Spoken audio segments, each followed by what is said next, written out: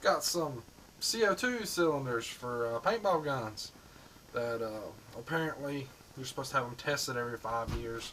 Mine are all old, and I was going to sell them, and then come find out you got to test them every 5 years, or just get new ones depending on the size, which is more cost effective to you. So I'm just going to break them apart and sell them. I've used them recently, and I have no doubt in my mind that they'll hold, but we'll err on the side of safety, and we'll just break them apart and take them to the scrapyard next time I go. So we're going to break them apart and see what's on the inside. It's cylinders like this.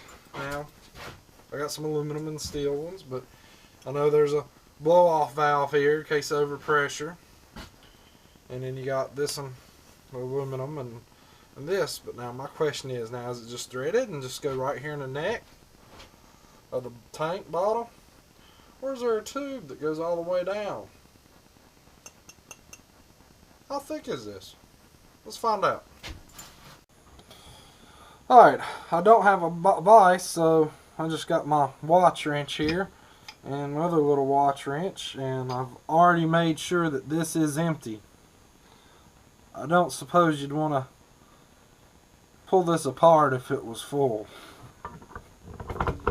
Might not be too happy of a day.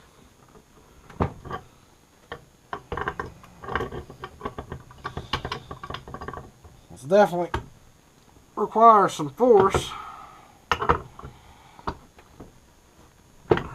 get it, but it's coming.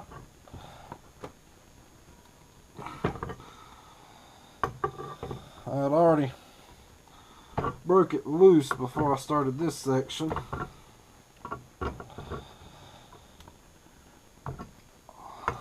Just to make sure it was going to unthread. Starting to get easier now. Yeah, I figure if they broke apart, they might not cause a problem at the scrapyard, and you got to find something else. Plus, I believe this threader part here is brass, so I'll bring more than aluminum.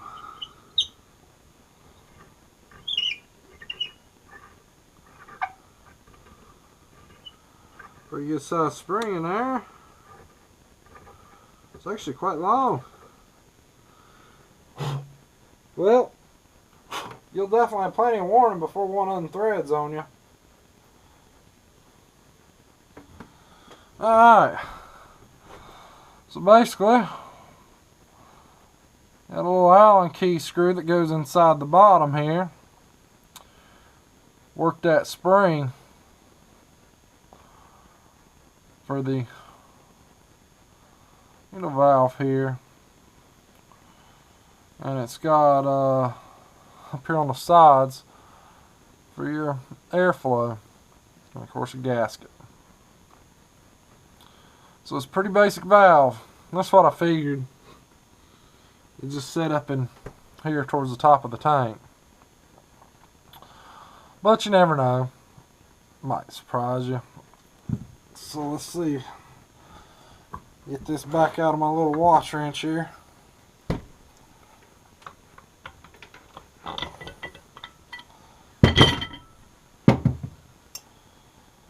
With some threader there on the very end. Thread compound. Right there on the end. Well, you can see it's pretty thick there by the threads. Pretty good.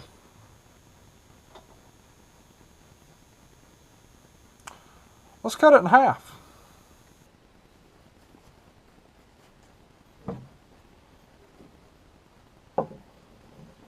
Cord's a little short here.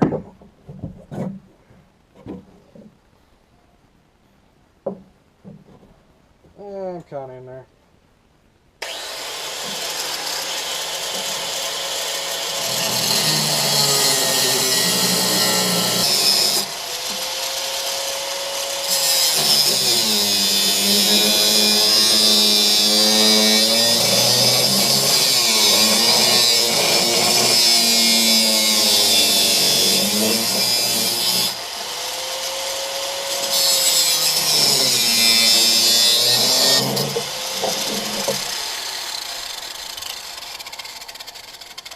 Nothing like a little bit of solar powered destruction in the morning.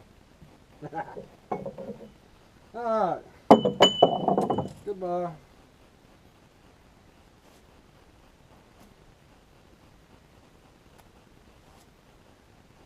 Hey, slightly warm. Imagine that.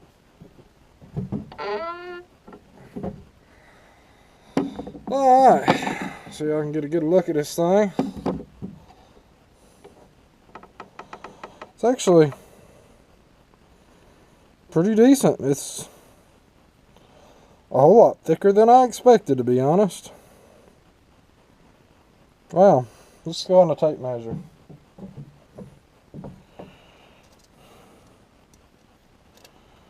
There you have it.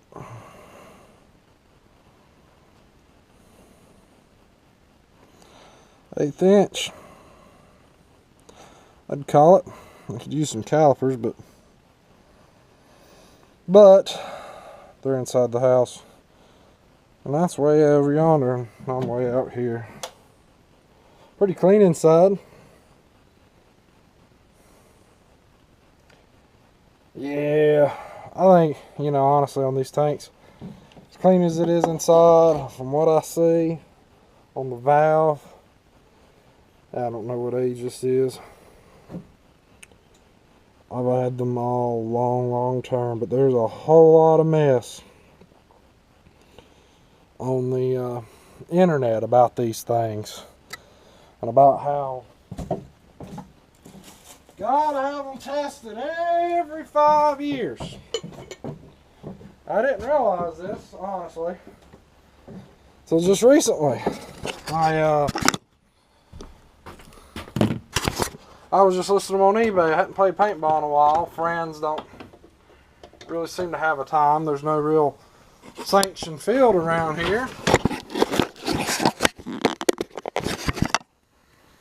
So, I always got them filled elsewhere at non-sanctioned places, we'll say. So I never had a problem getting them filled.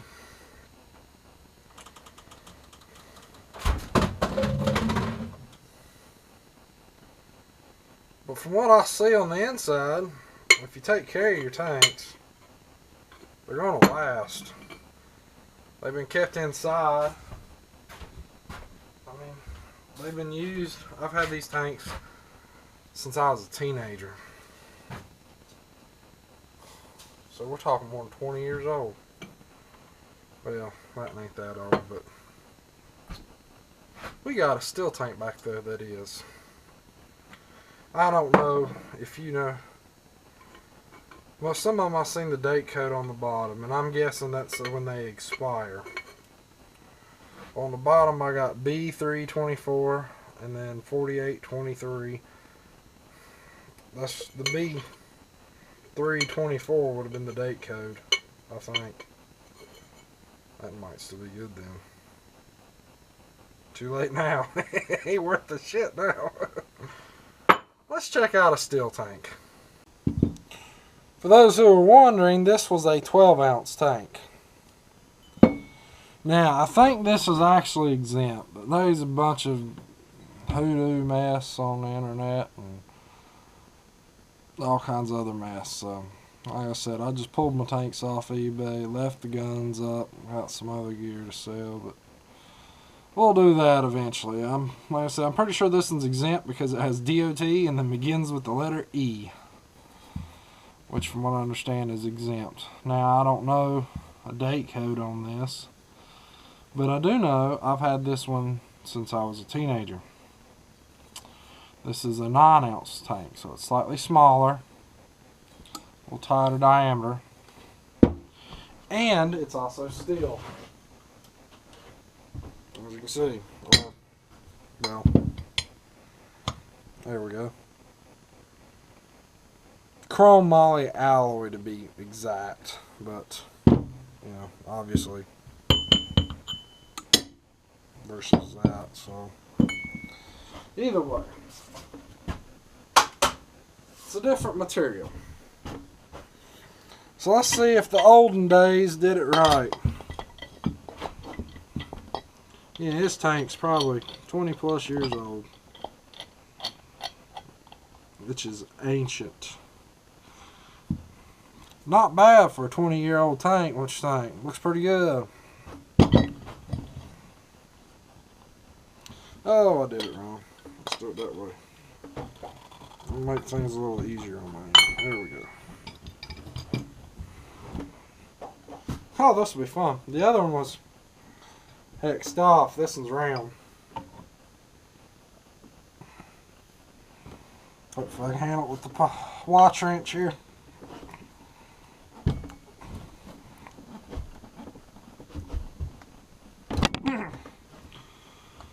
Oh, here we go.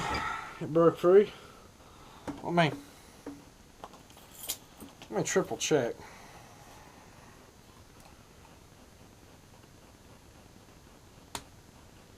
Okay.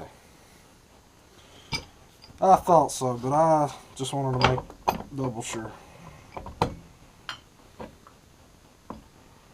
These threads, I'm going to say, are coming off and undoing a lot easier than the aluminum tank.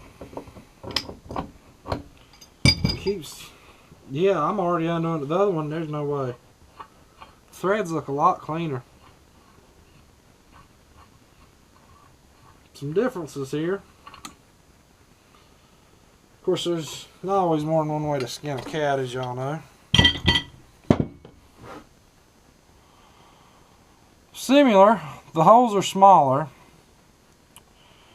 but it's still the basic same thing. Clean threads. Looks pretty well machined. The only thing is you have some dings here and there from the age. Looks like a good tank.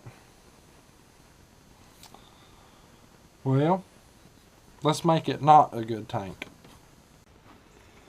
Alright, here we go here again with a little bit more solar destruction. Got my safety squints on. Oh yeah.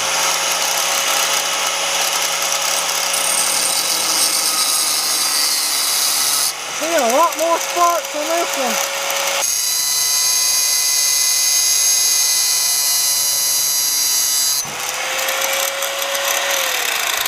There you have it. You'll notice it's quite a bit thinner. For only 3 ounces less.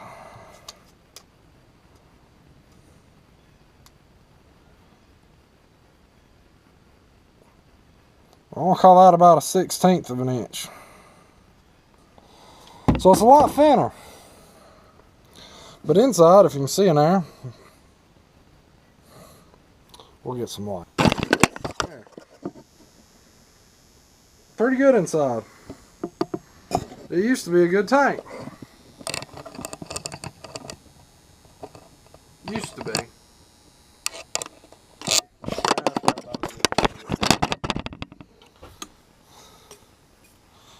So,